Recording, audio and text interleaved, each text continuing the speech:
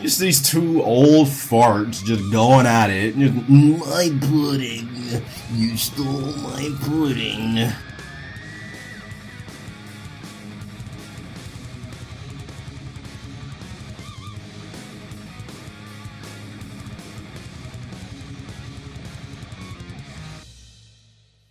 Hello and welcome to the Wrestle Ramble, the podcast that discusses WCW in the year 2000.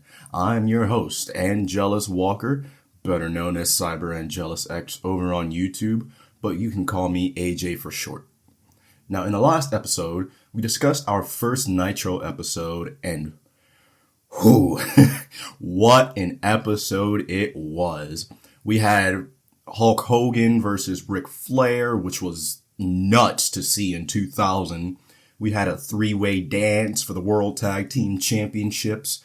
And in the main event, we had Jarrett going up against Sid Vicious for the U.S. Heavyweight Championship.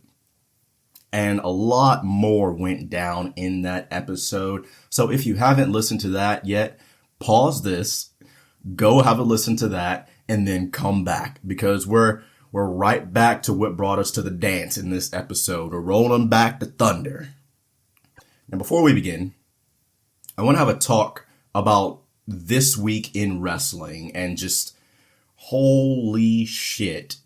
It has been back to back to back stories. These aren't going to be in any particular order. So first up, I'm just going to start with one of the craziest things that I think I have seen in a little bit. Kazuchika Okada is actually leaving New Japan Pro Wrestling, and that is something that I never thought that I would say. I thought it'd be one of those Randy Orton cases where he's just New Japan through and through. But I am excited to see where he decides to go, and best of luck in whatever company he chooses. And next up, this past Thursday, we saw the return of TNA Impact on television, and man, that sounds so good, and it feels so good to say. I've always called it TNA for the most part. I was never really a big fan whenever they changed it to Impact Wrestling, but they're officially back to TNA now, and that just warms my soul. And going back to the last story with Okada, he actually teamed with the Motor City Machine Guns to face Brian Myers, Eddie Edwards, and newly crowned TNA World Heavyweight Champion Moose. And I saw over on their Instagram that they brought back the Cross the Line theme song, and I screamed like a little girl. I swear. Ask my girlfriend. I squealed. That is my shit right there. I was a big TNA buff back in my heyday, and now we're officially back under that TNA banner. I might have to cover it here and there on the podcast. I'm just saying. Now, if they brought back the TNA, we are wrestling, we be in business. Greatest show on television, hands down right now, folks. Now, our next story. Raw is headed to Netflix in 2025, which I don't really know how to feel about that. I don't really watch WWE right now, but I've been keeping my ear to the ground, so to speak. And since Triple H has been in charge, it looks like it's actually really turned around. But I haven't consistently watched WWE since 2019, and anybody who was watching at that point in time can tell you it wasn't exactly the greatest, and that's putting it mildly. But, big but, I'd be lying if I said I wasn't the slightest bit intrigued. I don't know if I want to get back into WWE like that, honestly though. They've caused me to have some trust issues. If I'm being honest, the trust issues are real. And they said that it's going to be ad-free, and I don't know if I want to watch 3 uninterrupted hours of Raw. I hope, since they're going to the flicks, they cut it back down to 2 hours, but we'll just have to wait and see. AEW looks like they're on the rebound with some good product. I watched last week's episode of Dynamite where Joe defended the world championship against Hook. Joe as a world champ, and actually seeing him as a world champ, because it has been a little bit since I saw him as the TNA World Heavyweight Champion, and even then the reign wasn't exactly the greatest. Let's be real.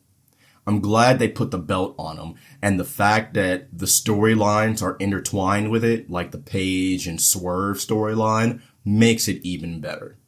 And it feels like this is a breath of fresh air, and it feels like it is the breath of fresh air that AEW needed.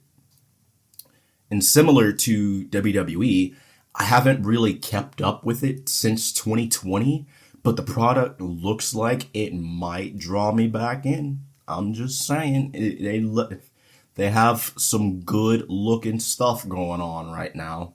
I might dive back into it. I don't know.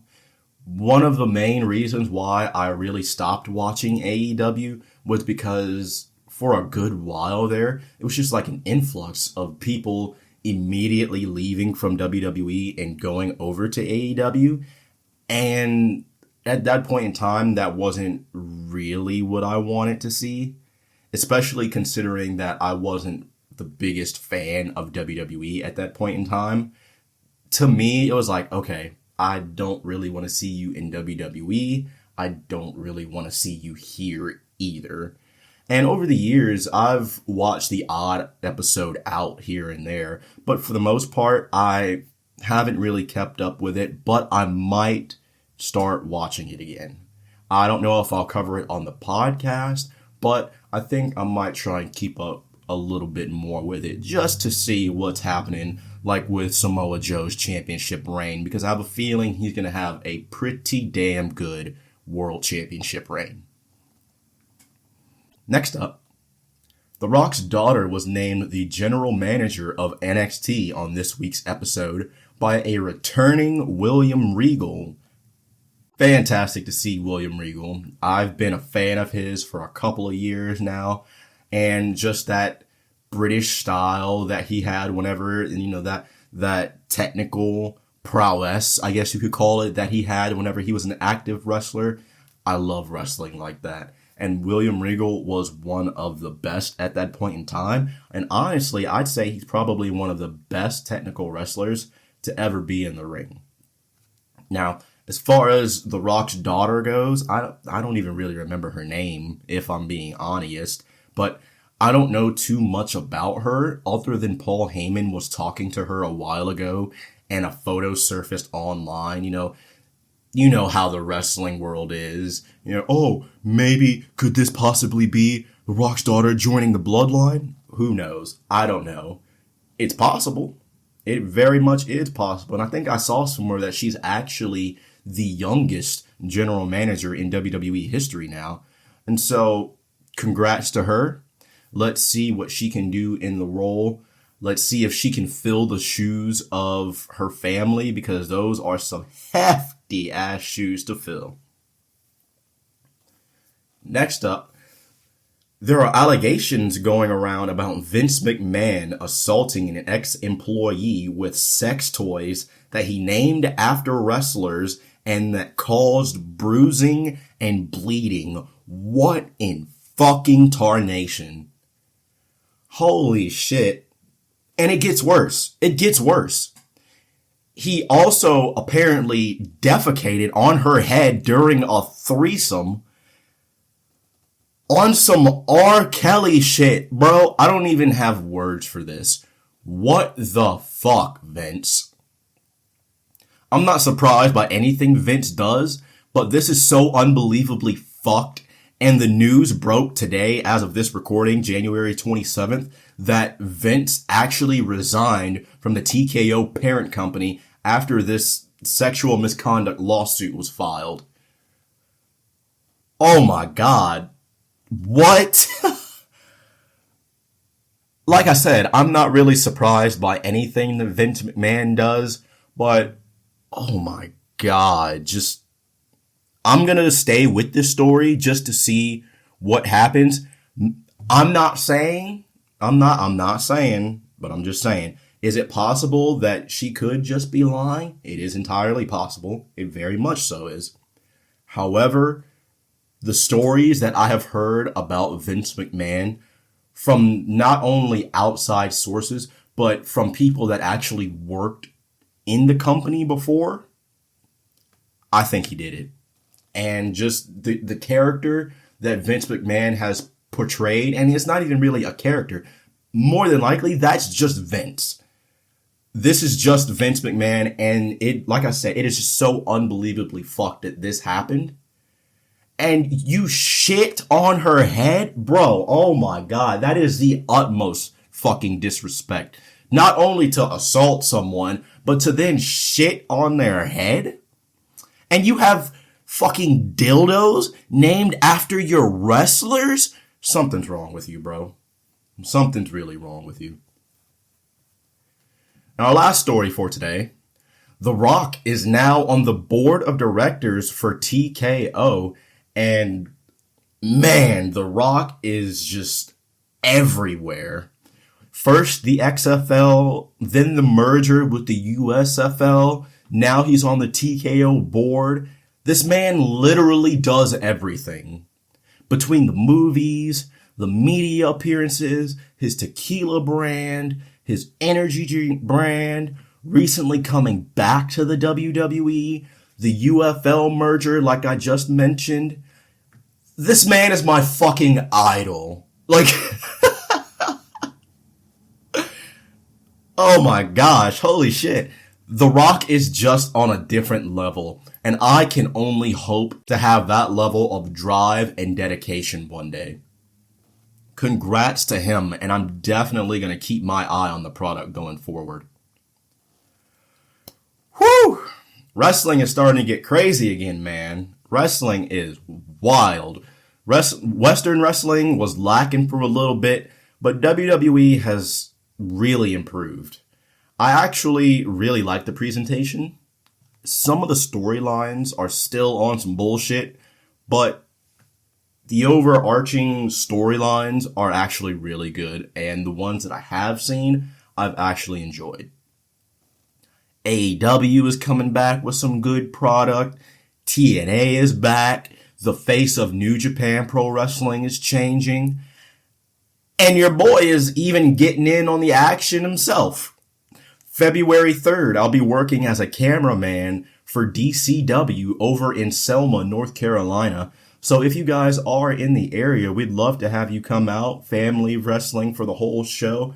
I'm sure all the little ones will enjoy. Ringside seats are $20. General admission is $15. And even better, there'll be a meet and greet. Get to meet some of your favorite wrestlers from around, maybe get a couple autographs, take some pictures, just hang out for a bit. It'll be a real good time. Real good time.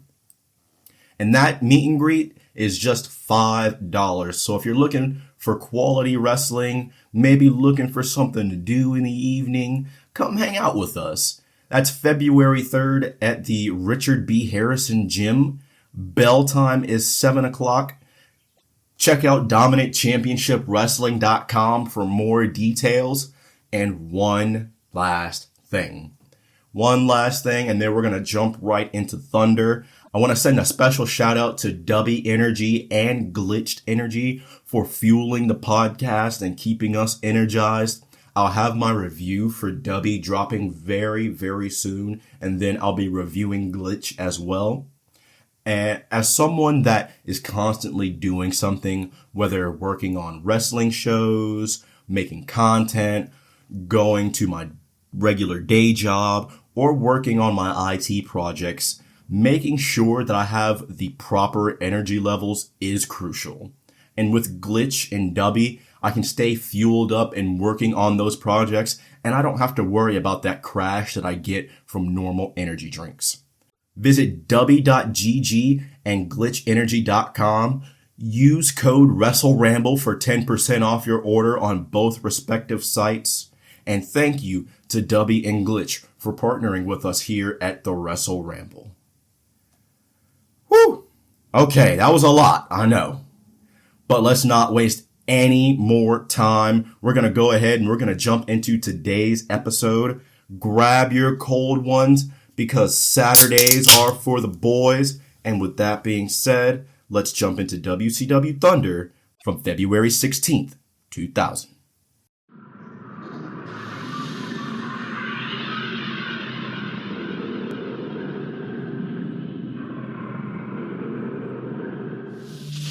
We start off with a Nitro recap because that's the only way to start Thunder. Kevin Nash is making the three-way World Championship title dance. We are also seeing Hulk Hogan versus Ric Flair, the Total Package versus Terry Funk, and Jeff Jarrett versus Sid Vicious in the main event.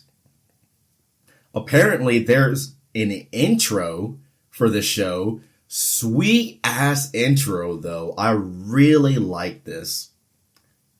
We're 4 days away from Superbrawl, and we're live from Philadelphia at the Spectrum Center. Mike Tenay and Bobby Heenan are back on commentary for this one. And then Terry Taylor makes his way down to the ring to kick off the show. So he gets in and he cuts a promo. He says that he's here as a WCW Executive Board representative. And he says after the actions over the past couple of weeks and an altercation that happened last night between Scott Hall and Sid Vicious at a hotel, it's with Sid's best interest in mind to protect the pay-per-view main event, and Sid reluctantly agreed to leave the building. Scott Hall is also banned from the building, leaving just the third and final participant from the three-way dance on Sunday, current U.S. heavyweight champ, Slapnuts himself, Jeff Jarrett.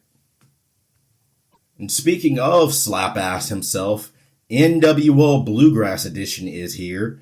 Jeff Jarrett and company, aka the Harris Boys, make their way out to the ring. Jeff says, "Cut the fucking music," taking a page from Shane Douglas's detail there. But the mic isn't on though, so you can see him from the hard cam. He does the little slit under his throat, like saying "cut the music," and he has the microphone up to his face, but literally nothing is coming out. He says he's sick of the committee protecting Sid, and he says they're trying to stop the inevitable, and he's going to take both guys out and walk out as WCW World Heavyweight Champion. I had to throw a little stank on it. I had to get my Jeff Jarrett impersonation going right there. He says he wants Terry to take a message back to the committee, and then he kicks him in the midsection. The Harris Boys start taking his fucking lunch money. While they're whooping his ass, Jeff goes and gets his guitar.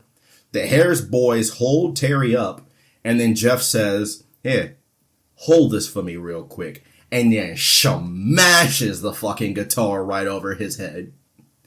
Jeff then goes and gets a can of spray paint, and he paints NWO on the back of Terry Taylor. He says this is a clear message to the committee and both Sid Vicious and Scott Hall to steer clear of the chosen one. From there, we go to commentary, and they talk about Superbrawl on the main event. There's a CZW sign behind them, so that answers my question from the last episode.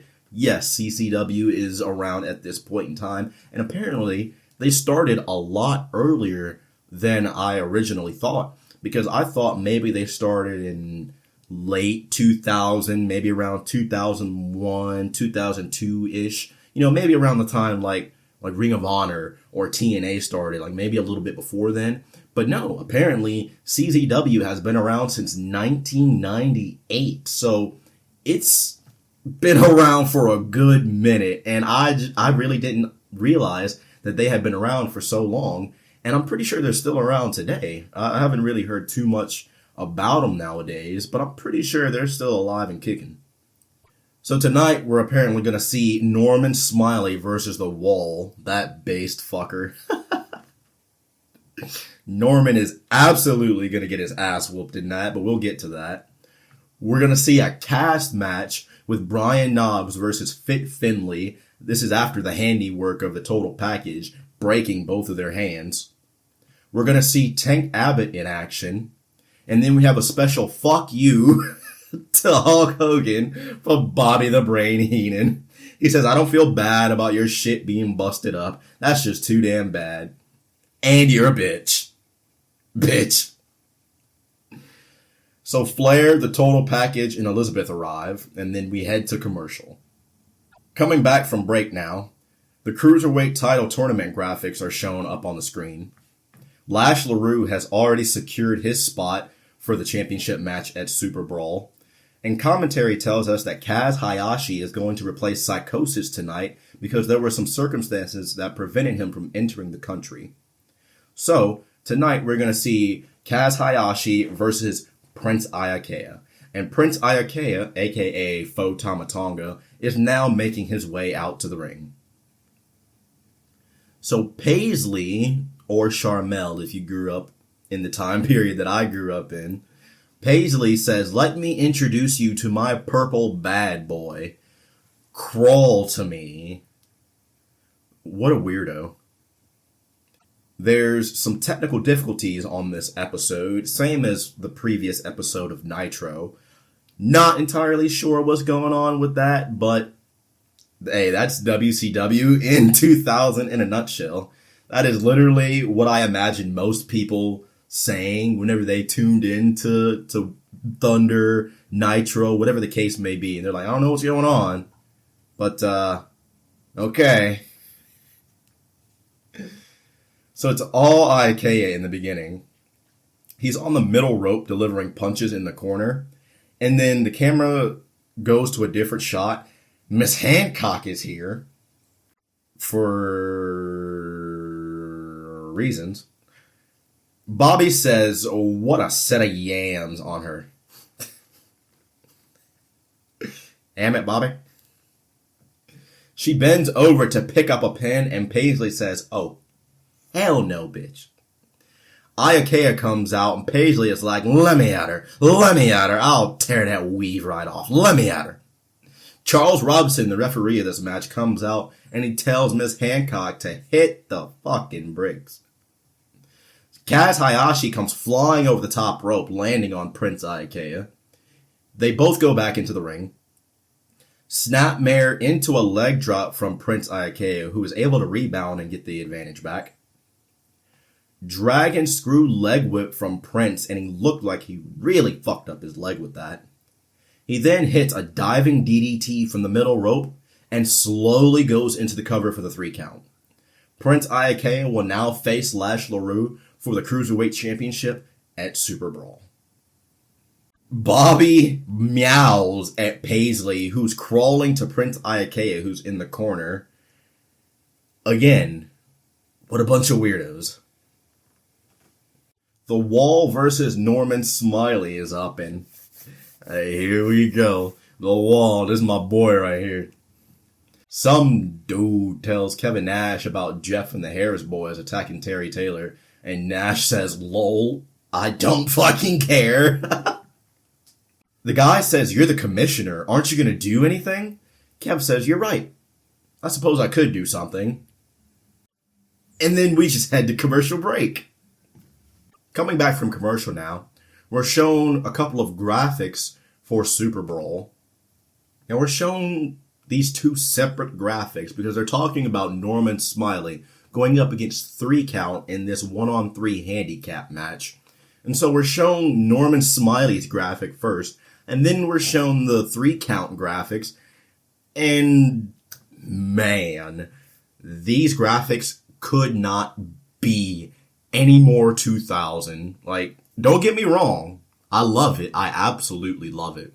I love anything that just has that look, like that early 2000s look. And it kind of looks like some, I don't know, digital hacker looking type shit. I don't even know how to perfectly describe it. The graphics, they're fucked.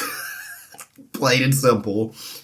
The transition animation sounds so weird, but I like it. I don't mind it at all. So Norman comes out first. Does he just dress as each town's hockey team now? Is that a thing? Because if y'all are coming to North Carolina and you dress up as the Canes, you might be one of the favorites in my book. I'm not partial or anything. Not at all, not biased or nothing like that. Wall is out next, and he says Norman is a dead man as he's waking his way down the aisle, and I agree. Wall faces the Kiss Demon at the pay-per-view. Why y'all do that to my mans? You couldn't give him any better match than that. He's gonna destroy the Demon at the pay-per-view. What is that man gonna do? Fucking take his lunch money in 2.5 seconds. Imagine just showing up and you're like, oh, okay, I have this pay-per-view match. I'm pumped. I'm excited. I'm ready to go. And then they tell you that, oh, you're facing the Kiss Demon. Well, that's just an easy win. So we're shown highlights from the Wall's match on Nitro with Bam Bam. And the way that match ended, the Wall was going up to the middle rope. And he had Bam Bam positioned on a table. But Bam Bam was able to rebound because the Wall took just a second too long. He took him out, delivered a couple shots. And then he grabbed him by his legs. And then he just fell backwards with him, putting the Wall through the table. He then picked his ass up and dropped him like a sack of hot rocks with the greetings from Asbury. And then he gets the 3 count. Norman tries to clothesline the Wall, but he gets a boot to the mush for his troubles. The Wall gets sent into the guardrail on the outside via an Irish whip reversal. Bobby says the Wall is just 1 or 2 wins away from a major career change, and he feels that as long as he can get that confidence and he can get those wins, the Wall is going to be a force in WCW. Norman comes off the ropes and he goes over with a sunset flip, and the Wall tries to drop the leg, but Norman moves. Norman says, I do my little dancey dance, and headbutts the Wall. Norman hits the wind-up slam on the Wall, and then hits the big wiggle while standing over him. Wall says, fuck you, and fuck your wiggle, and then chokeslams his ass for the 3. Wall heads to the outside, and he gets a table from under the ring. He sets it up, and then he puts Norman on the outside on the apron, and then he joins him, and then he chokeslams his ass off the apron through the table. This fucking table was demolished. Norman landed hard as fuck, but it looked so clean. Like, oh my god. It literally looked like he just fucking died. This chokeslam was, picture perfect. Chef's fucking kiss. Man literally just puts him on the apron, grabs him by the throat, says, alright, get ready to fly, bitch. And then just tosses his ass head over heels through this table. And they sold it. They really sold this to the point where they actually brought out a stretcher for Norman. Fantastic. I love this right here. This was some good shit. We're now with Kevin Nash backstage, and my boys here, Neil and Bob. Who are Neil and Bob, you may ask? I have no idea, but they're my boys. Nash is trying to get to the ring, but they say they can only get him to the stage, and, well, you're pretty much just shit out of luck, buddy. We then get a commercial break. Coming back now, Norman is being rolled out backstage to the ambulance. We're shown Tank Abbott's Superbrawl graphic. These, again, these look so 2000, and I love it. Next up, Van Hammer. Van Hammer. I am hammering. Whomst in the hell are you? Tank Abbott comes out next. Commentary says the Harris boys will face Vampiro and Billy Kidman later on in tonight's show. Tank tosses Van Hammer out of the corner, literally just hurls his ass. Van Hammer, though, comes back with a double leg and just takes down Tank Abbott, slams him, Although Tank immediately gets back up to his feet and then throws the right, and then that's all she wrote.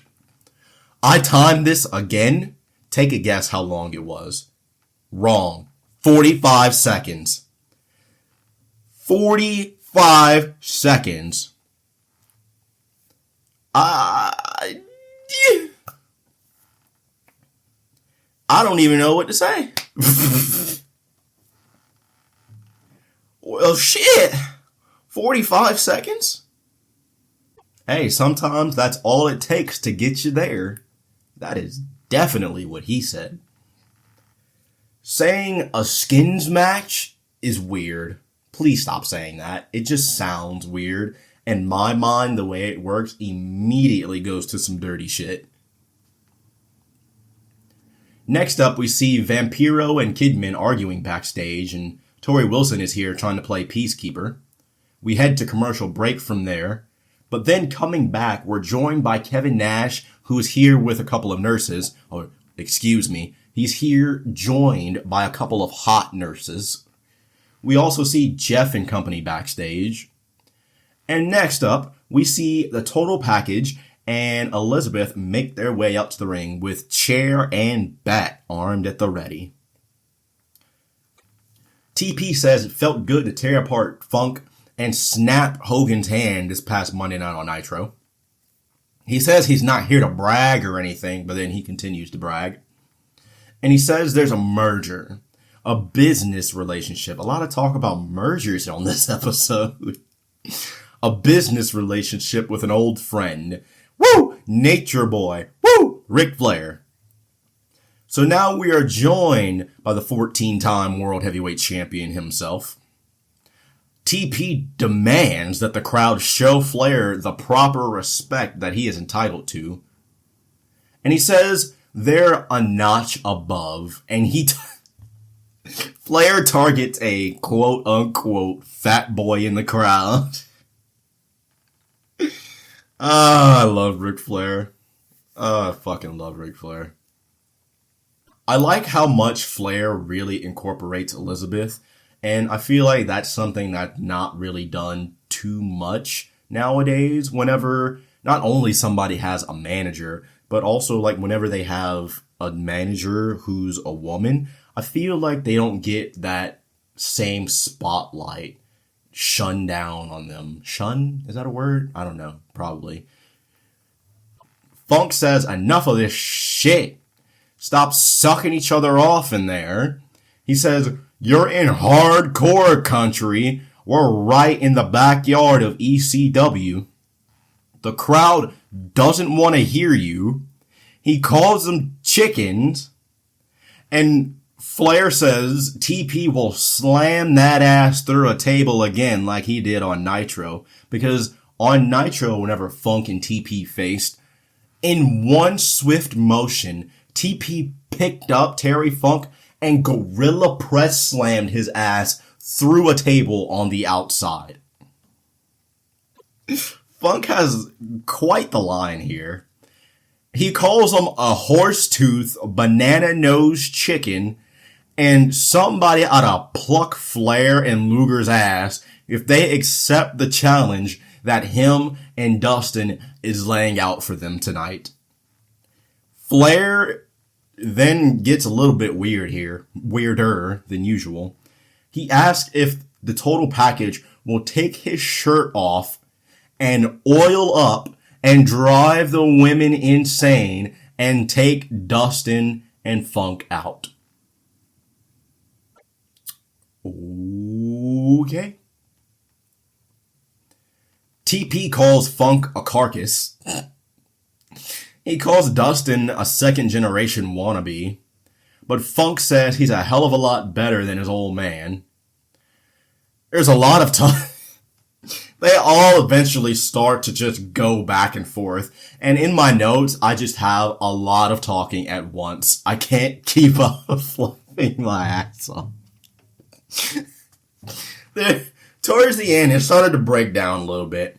Funk was talking, TP was talking, Nature Boy was talking. I'm just sitting here like, there's too much happening at once.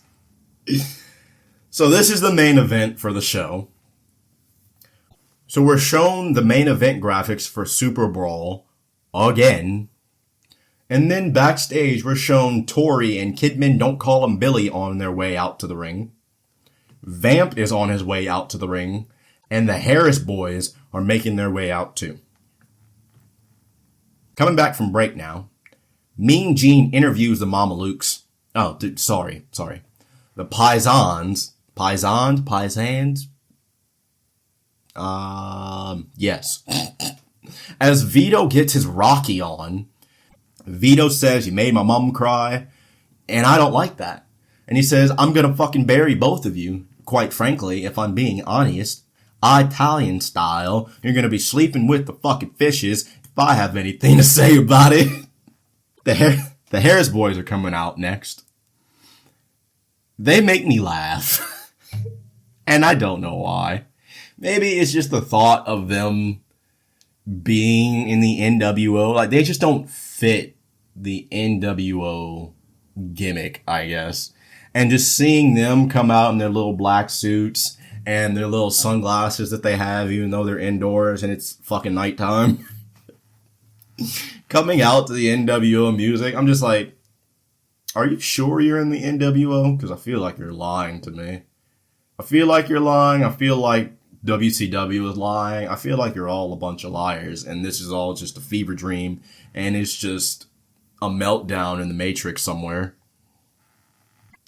Kidman Don't Call Him Billy and Tori are out next, and the fact that they just come out with a camcorder irritates me, and I don't know why. Vampiro makes his way out next. Now, before the match begins, I had a thought, and I put this down. I was curious, and I wanted to know if it would actually happen, but I put down, will Kidman leave Vampiro, considering Vampiro left him high and dry in their tag match this past Monday night on Nitro. So the match begins, and the Harris boys attack Vamp from behind. Although Vamp is able to regain the advantage after a few well-placed kicks. Kidman tags in and he goes up to the high rent district. He flies over one of the Harris boys and lands on the other with almost a clothesline. I'm not exactly sure what it was.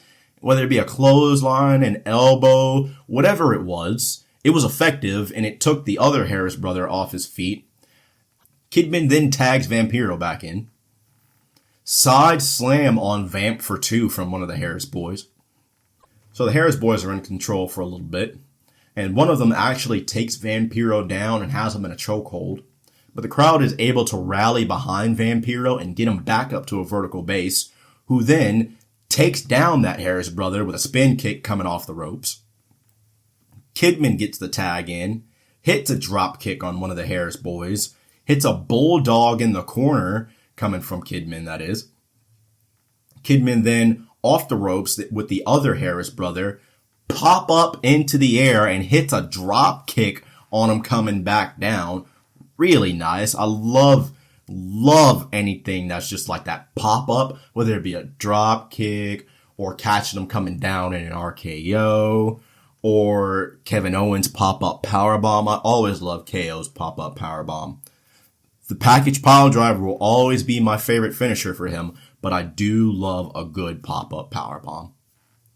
So Kidman is able to get this pop-up dropkick right here on one of the Harris boys. Big Boot, though, takes Kidman down. And then on commentary, they say, "Where's Vampiro?" because they notice that he's not standing on the outside, on the opposite side of the ring. We then get a shot that shows Vampiro walking back up the aisle again, but he stops. Tori gets on the apron for some reason. At this point, you're pretty much just helping them by distracting the referee.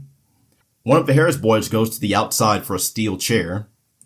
Back inside, he goes up to the middle turnbuckle, and the other Harris brother holds Billy Kidman in place. Vamp, though, apparently came back to the ring, and he actually pushed them out of the way and took the steel chair shot in the place of Billy Kidman. They then get the 3 count, and again, seeing the Harris boys with the NWO music just makes me chuckle. And I don't know why. Like, it's just funny. And it sounds like an asshole thing to say, because it kind of is. But they just make me laugh. So the street fight is up next. Vito is kicking trash cans on the way out to the ring. Move, bitch. Crowbar, Daphne, and David are on their way, too.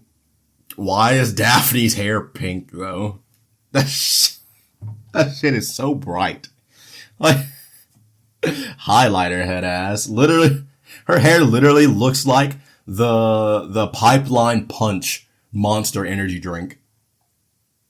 These Superbrawl graphics are fucking wild, man.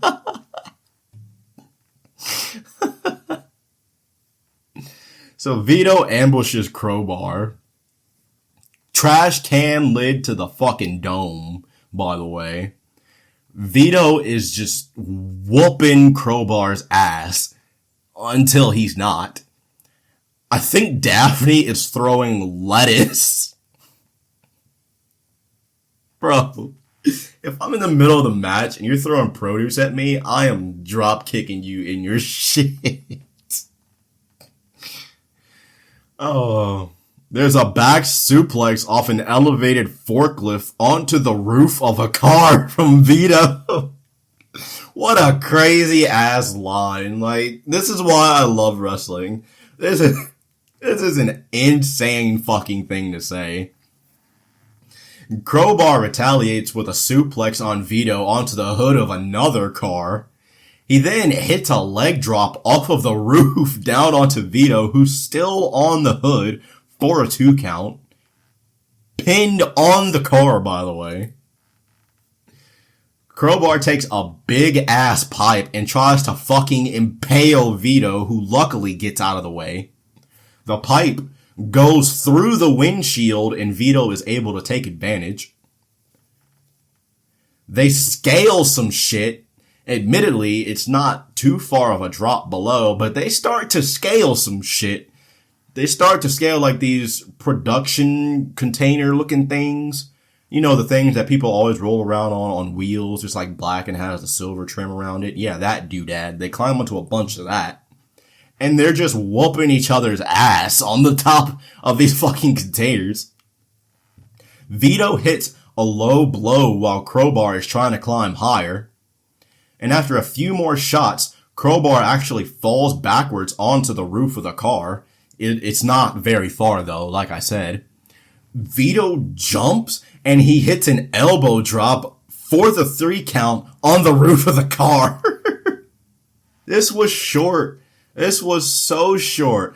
And I want to see more of this. But this is good though, because with this short match, it whets my appetite for that stretcher match that's coming up at Superbrawl. And now that I've actually gotten through the Thunder show, ooh, here we go, baby. I'm ready for Superbrawl. So apparently we're going to see Slick Johnson versus Mickey J. A battle of the referees. I'm all for it. Let's do it. Slick Johnson, that's my boy from TNA. One of my favorite refs from TNA. That's my boy right there. Kevin Nash is on the phone with Scott Hall, apparently, and says by the end of the night, he's going to ruin their night. Who the hell are they? Details, man. They are important.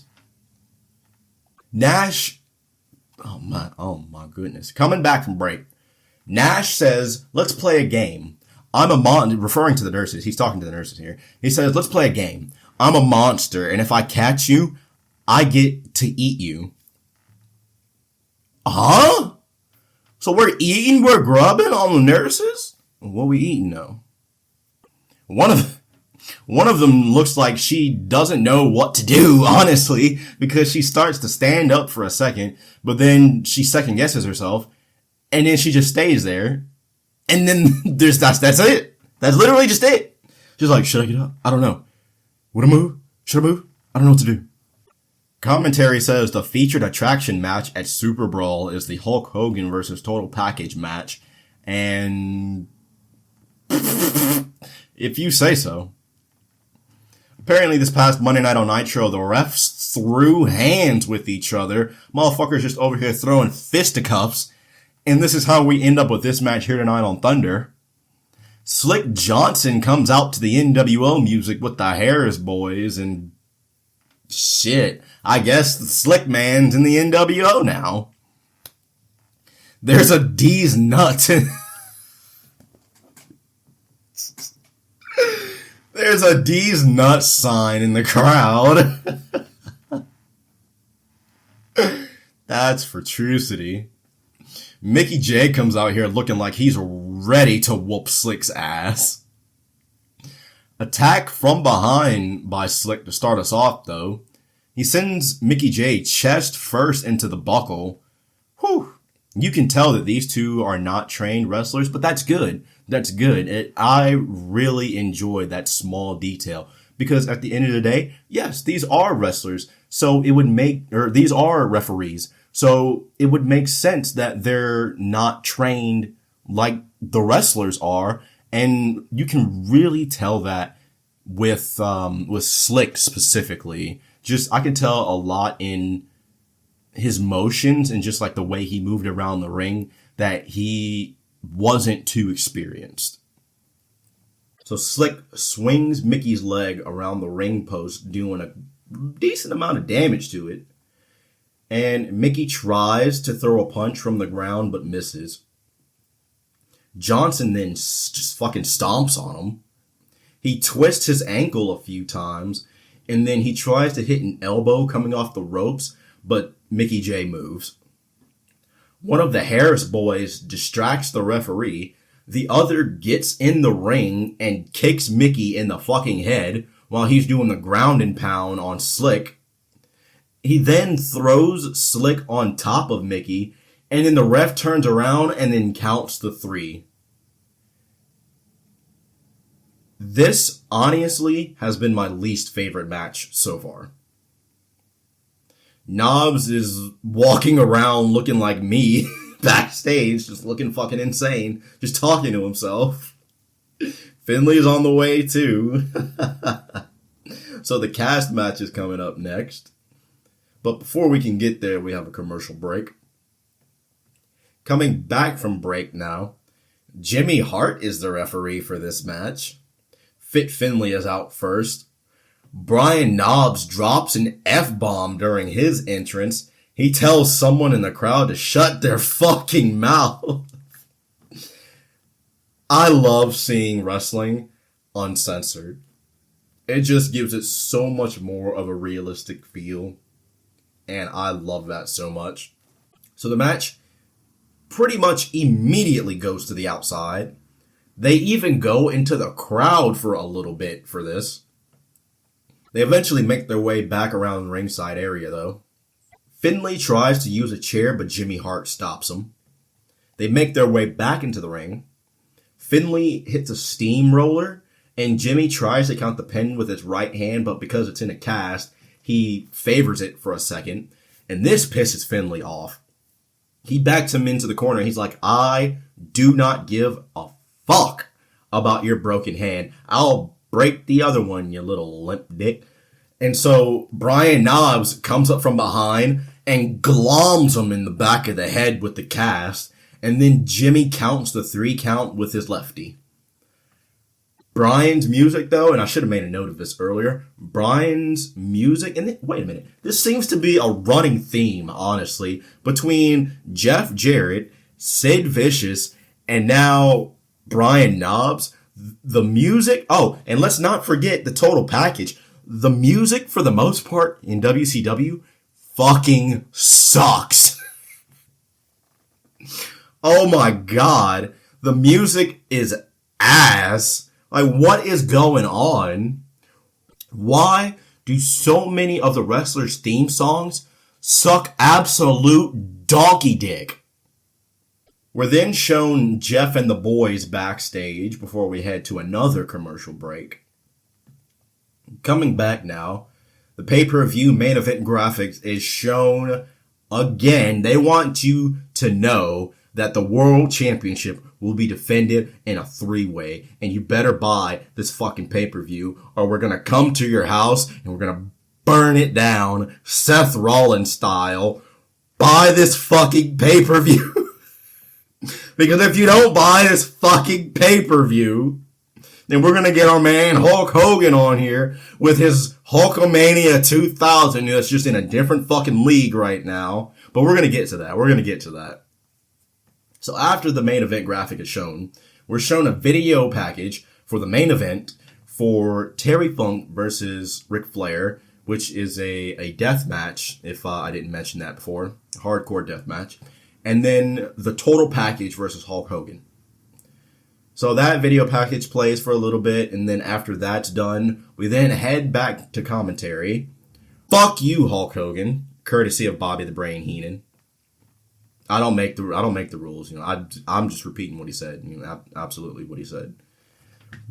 Previously on Nitro, we're shown the total package attacking Hulk Hogan, stomping on his hand in the steel chair. But before we even get to that, after the match with Flair on Monday Nitro, which ended in a no contest, after the match, Hulk Hogan's in the ring. He's doing his thing, you know, posing to the crowd, playing to them, doing all that bullshit that Hogan usually does.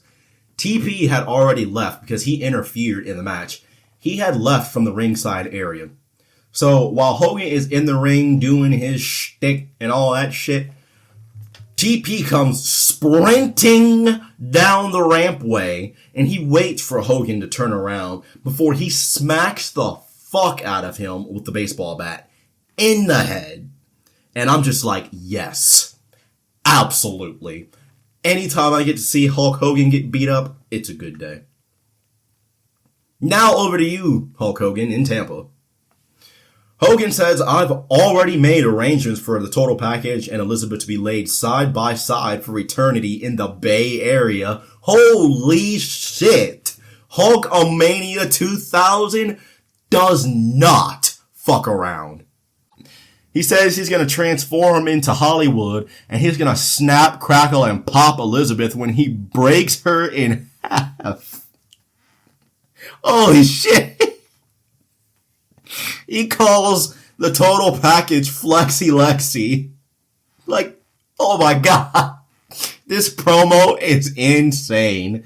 If you have never seen this promo before, please watch it.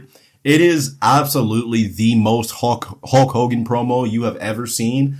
But oh my god. This man is, he is talking about, yeah, I'm just gonna fucking bury you if I'm being honest. Gonna fucking break Elizabeth in half. Oh no! Next up, we see Dustin Rhodes and Terry Funk walking backstage. Dustin looks like the most fucked fucker here. Next up, oh no. Next up is the total package and his NBC special ass music. Nature Boy, woo, is out next. And then we're joined by Team Texans, Terry Funk and Dustin Rhodes himself. So we get Flair and Funk in the corner. Flair woos at Funk and he just slaps the fuck out of him. Funk says, fuck your woo, bitch. Shoulder tackle takes down Ric Flair, followed up by a big back body drop, which it looked like Ric Flair absolutely just jumped over. Flair and Funk head to the outside. Dustin and the total package start to go at it on the inside. But the total package then stops Terry Funk, who's about to pile drive Ric Flair on the commentary table. He tosses him back in. Back into the ring now. There's a low blow from Ric Flair on Terry Funk. Flair goes up to the top rope but gets tossed off in typical Ric Flair fashion. Funk locks in the spinning toe hold and Dustin runs in to try and stop the total package, but the referee stops him and tells him you have to head back to the outside, which allows the total package to get back into the ring and clothesline Terry Funk while he's trying to do the spinning toe hold. Flair tags in the package and he doesn't really do much. And the next, okay. Let me be honest, okay? 100% honest. This match fucking sucks. And that is the next thing that I have in my notes. It literally says, this match sucks. LMAO. At this point, and the match wasn't even going on for that long, but at this point, I was just like, alright, I'm not really enjoying this match. Can we just end this episode, please? Tag back to Ric Flair. Backslide from Funk for 2. What in the nursing home is going on around here? This backslide just looked horrible. It literally looks like they're just fighting over pudding, my girlfriend said. Just these two old farts just going at it. Just, my pudding. You stole my pudding. Flair grabs Funk's leg and he's like, ah, shit, I'm falling. And he just takes a tumble backwards. The total package is in and he's in the corner with Terry Funk. Funk has a horrible looking boot here, but he boots the total package not exactly in the face, but it looked like he was trying to go for the face, but he just got more midsection than anything. He then delivers a clothesline to the total package. Total package, though, is able to rebound because that just fucking got shrugged off by him, and he hits a standing suplex on Funk. We then get tags on both sides. Hot tag from Dustin. Running Bulldog from Dustin, who then goes into a pinfall, but he gets broken up by Ric Flair. Funk is nailing Ric Flair with punches in the corner. Dustin has the total package in another corner, and Elizabeth from the outside swings the fuck out of the bat at Dustin's leg. I don't know if she caught him on like the ankle or something, but that impact you could clearly hear. She then gives the bat to the total package, who just smacks the fuck out of Dustin in the face with the bat. Funk goes over to the total package and starts whooping his ass because reasons. He just leaves Flair alone, literally. Flair then goes over to Dustin and locks in the figure 4 before Charles Robinson counts down to the 3 count. From there, Terry Funk grabs a chair and total package and Ric Flair and Elizabeth all back off. What a match. What a fucking match. This and the Tank Abbott versus Van Hammer match are the 2 matches that I would say are definitely my least favorite on this show. But we're not done. We're not done. Because we head backstage and we're joined by Kevin Nash and his nurses who are here with Jeff Jarrett and the Harris boys. Nash, just in case you didn't know, he says, I don't fucking like country music. Fuck you, Jeff. Production said, fuck your promo. Nash then goes on to bar both of the Harris brothers from the Cow Palace in San Francisco for the main event of Superbrawl. Jeff says, you can't do that. And Kevin says, well, I'm the commissioner and I can do any goddamn thing I want to. And if you don't like it, well, tough titties. Jeff says, how about you get out of that chair? How about you get out of that chair and say it to my face? Nash says, I'll say it to you as a man. And as he's trying to stand up to get out of the wheelchair, Jeff says, on second thought, let me play a tune for you. How about I introduce you to this guitar? And then just glums Kevin Nash in the head with another guitar. He says, suck on that 6-string, slap nuts. And then that's just the end of the show. What an episode this was. Not the craziest, not my favorite, but still a relatively alright episode all the same. And with it being 4 days away from the Superbrawl pay-per-view, I can't say that it really gave me go home vibes. And honestly, I think the same thing can be said for Nitro from this past Monday night. Both shows were good, don't get me wrong, but it's almost hard to put into words, but it doesn't feel like it was the go home show. Like it didn't really have that big go home atmosphere, at least not really to me. Now maybe if I rewatch it again, I can get something from it, but as far as it goes right now, not my favorite episode. It wasn't my favorite episode, but that's okay because not every episode is going to be a 5-star classic banger. Not every episode is going to have off the wall shit going on all the time, but we did have a couple of things going on here in this episode. Can I say that I would recommend it? Honestly, I would give this a pass. I would recommend that you give this a pass and you just go right to Superbrawl. You're not really missing anything.